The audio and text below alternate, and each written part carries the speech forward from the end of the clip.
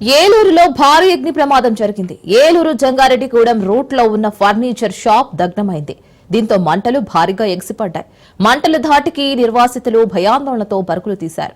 Fire సిబ్బంది ఘటన స్థలానికి చేరుకుని మంటలను అదుపు చేసే ప్రయత్నం చేశాయి.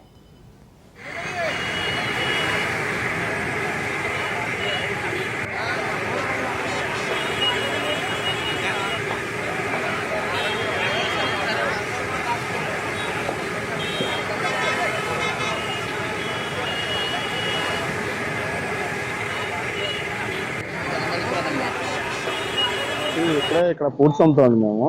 పైనాపిల్ది పెద్ద పొగ వచ్చింది. ఫస్ట్ పొగ వస్తుంది ఏంటని చూసేపర్లకి చిన్నగా అక్కడ మంటలు వచ్చినాయి. మంటలు వచ్చేపర్లకి జనాలు ఒకళ్ళ తర్వాత ఒకళ్ళు వచ్చారు. తర్వాత గంటల గారికి ఫోన్ చేస్తే అవి వచ్చింది తర్వాత మేము అందరం ఆ పైకి ఎక్కి అవి ఆడతాం. దాంట్లో కూడా కొంచెం సామాన్ తీసాం, కానీ చాలా సామాన్ లోన్ ఉండిపోయింది.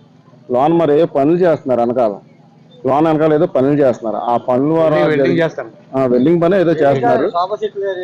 ఏదో మరి లోన ఏం జరుగుతుందో కూడా తెలీదు.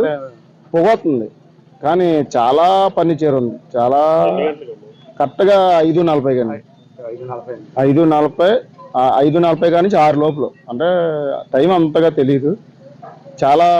చాలా మంది కానీ చాలా నష్టపోయారు. ప్రమాదం జరిగింది.